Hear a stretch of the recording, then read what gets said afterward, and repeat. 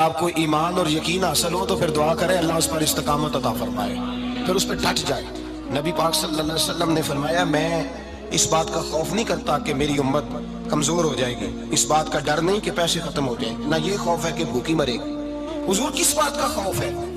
تو نبی پاک نے فرمایا خوف یہ ہے کہ ان کا یقین کمزور ہو جائے گا۔ یاد رکھیں اگر اعتبار نہ ہو تو گھر نہیں چلتا، تو اگر اللہ رسول پر یقین کامل نہ ہو تو پھر بندہ مسجد نہیں آ سکتا، پھر اس کا دین نہیں چلتا، پھر اس کے لیے مشکل ہے نماز، پھر اس کے لیے مشکل ہے راہ خدا میں خرچ کرنا۔ میرے نبی پاک نے فرمایا یوں نہ کہا کر کہ یا اللہ چاہے تو دے چاہے تو نہ دے، جب مالک سے مانگ تو کہا کر یا اللہ تجھی سے مانگنا ہے، میں لے کے اٹھوں گا، تو مجھے دے گا۔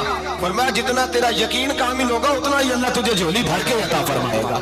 کمزور سا مسلمان، لڑکھڑاتا سا مسلمان دیکھتا ہوں کرتا ہوں، اور یہ بھی نہ دیکھا کریں بھائی ایمان یقین کو استقامت کے درجے پہ لائیں، یہ نہ دیکھا کریں کہ وہ کیسے دے گا، وہ کسی وسیلے کا محتاج نہیں ہے، وسیلے کو پسند کرتا ہے، پر وسیلے کا محتاج وہ بغیر وسیلے کے بھی دے دیتا ہے۔ ہر آدمی ماں باپ کے ذریعے پیدا ہوتا ہے، اگر پیدا کرنا چاہے تو جناب عیسیٰ کو بغیر باپ کے پیدا کر دیتا ہے، اگر پیدا کرنا چاہے تو حضرت آدم کو بغیر ماں اور باپ کے پیدا کر دیتا ہے۔ جب یقین رکھے، یقین قرآن مجید پڑھیے، حضرت موسیٰ علیہ السلام فرعون کے دربار میں کھڑے ہیں، چاروں جانب دشمن ہی دشمن ہے،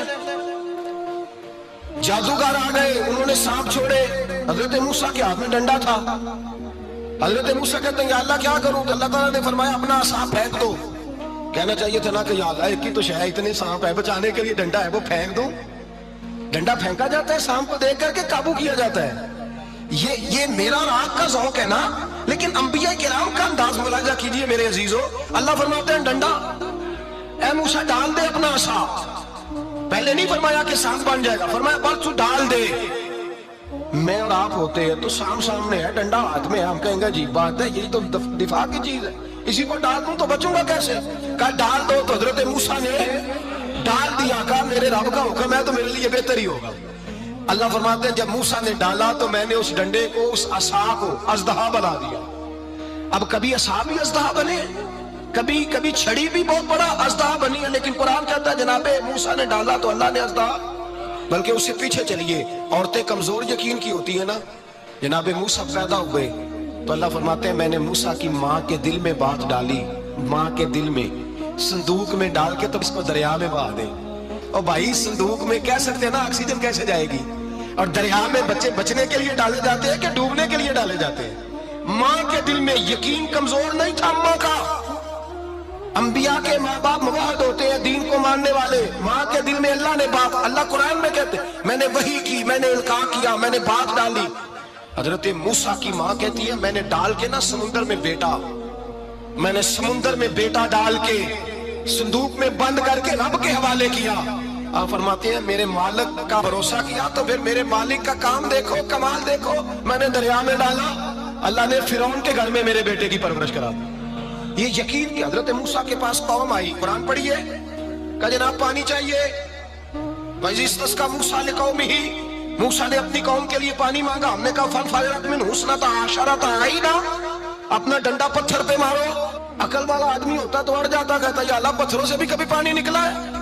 اضرب بعصاک الحجر، مارو پتھر پہ ڈنڈا۔ اللہ کے نبی نے منٹ نہیں لگایا، ٹھا کر کے ڈنڈا لگایا، فَانْفَجَرَتْ مِنْهُ اثْنَتَا عَشَرَةَ عَيْنًا۔ اللہ فرماتے ہیں جناب موسیٰ نے ایک عصا مارا، میں نے 12 چشمے جاری کر دیے۔ تو لے تو اللہ کرتا ہے، اللہ کہتا ہے پڑھ نماز روزی دوں گا، کہتا ہے سوچتا ہوں۔ اللہ فرماتے ہیں آجا مسجد میں تیرا ہو جاؤں گا، کہتا ہے دیکھتا ہوں۔ رب فرماتا ہے تو میرے محبوب کی غلامی کر، میں تجھے محبوب بنا لوں گا۔ تو کہتا ہے تھوڑا بڑا ہو کے داڑھی رکھنی ہے، ابھی سیانا ہو کے، میں ذرا سرٹیفکیٹ لے لو اسرائیل سے کہ کتنے سالوں کے بعد آئیں گے، پھر شروع کروں گا۔ پروگرام بنا رہا ہے، ابھی تو ارادے میں ہے، اللہ کے پیغمبر کا ڈنڈا، اور اس سے زیادہ آگے بات ہو گئی، پیچھے فوج لگی ہوئی ہے فرعون کی، مجمع ہے، ہزاروں لاکھوں کا لشکر لے کے، تلواریں نیزے، فرعون پیچھے، آگے دریا آ گیا۔ حضرت موسیٰ علیہ السلام کھڑے ہیں، اب کدھر جائیں؟ اللہ پاک نے فرمایا مارو ڈنڈا۔ کہاں؟ پانی پہ ڈنڈا مارو۔ اب حضرت موسیٰ علیہ السلام پانی پہ ڈنڈا مارے تو پانی ابھرے گا، اس سے زیادہ کیا ہوگا؟ پہلے پتھر پہ ڈنڈا مروایا تو پانی نکلا، اب پانی پہ ڈنڈا مروایا، فَإِذْ فَرَقْنَا بِكُمُ الْبَحْرَ فَأَنْجَيْنَاكُمْ وَأَغْرَقْنَا آلَ فِرْعَوْنَ۔ اللہ فرماتے ہیں موسیٰ نے پانی پہ ڈنڈا مارا تو میں نے پانی میں رستے بنا دیے۔ ایک جگہ ڈنڈا مارا تو پانی نکل آیا، دوسری جگہ عصا مارا تو پانی خشک ہو گیا، 12 چشمے بن گئے، 12 رستے بن گئے دریا میں سے۔ حضرت موسیٰ علیہ السلام گزر گئے اور اللہ فرماتے ہیں فرعون بھی آیا تو اسے میں نے غرق کر دیا، اور وہ کھڑا دیکھتا ہی رہ گیا کہ بنا کیا ہے۔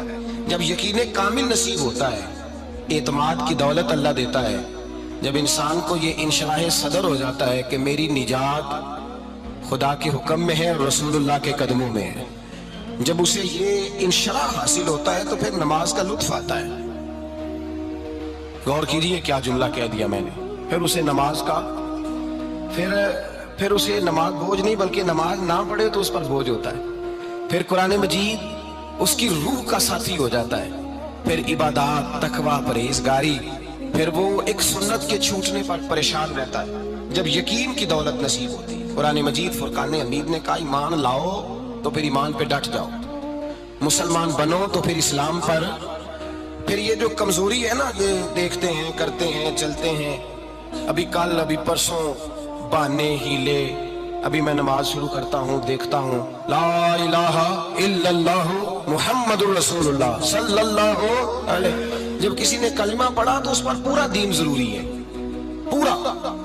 اب وہ یہ نہیں کہہ سکتا کہ تھوڑا تھوڑا کر کے آؤں۔ یقین کی دولت نعمت ہے۔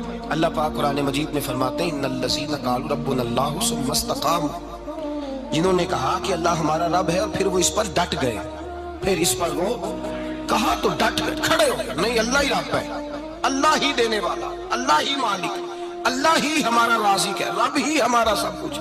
جب ڈٹ گئے تو فرمایا تتنزل علیہم الملائکہ، پھر میں ان کی مدد کے لیے آسمان سے فرشتوں کا نزول فرمایا کرتا ہوں۔ فرشتے کیا کہتے ہیں؟ اللہ تخافوا ولا تحزنوا، غم نہ کرنا، خوف نہ کھانا، وابشروا بالجنۃ التی کنتم توعدون، ہم تو تمہیں اللہ تبارک و تعالیٰ کی اس جنت کی خوشخبری دینے آئے ہیں جس کا رب نے تمہارے ساتھ وعدہ کیا ہوا ہے۔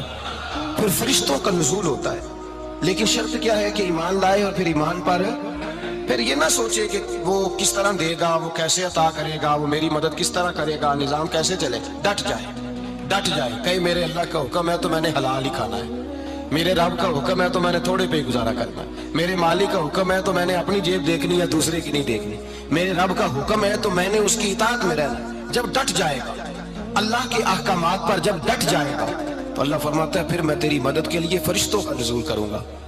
نبی پاک صلی اللہ علیہ وسلم نے فرمایا 2 دولتیں اگر کسی کو اللہ دے دے تو سمجھے اللہ نے اسے دنیا کی سب سے زیادہ دولت عطا فرما دی۔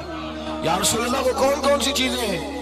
فرمایا ایک جس شخص کو اللہ نے معاف کرنے کی دولت عطا کر دی، جو معاف کرنے لگ گیا، جس کی طبیعت میں درگزر آ گیا، جو معاف کرنے لگا، غلطیاں معاف کرنے لگا، جس کو ایک دولت یہ مل گئی، اور دوسرا میرے مصطفیٰ نے فرمایا جسے اللہ نے یقین کی دولت عطا فرما دی۔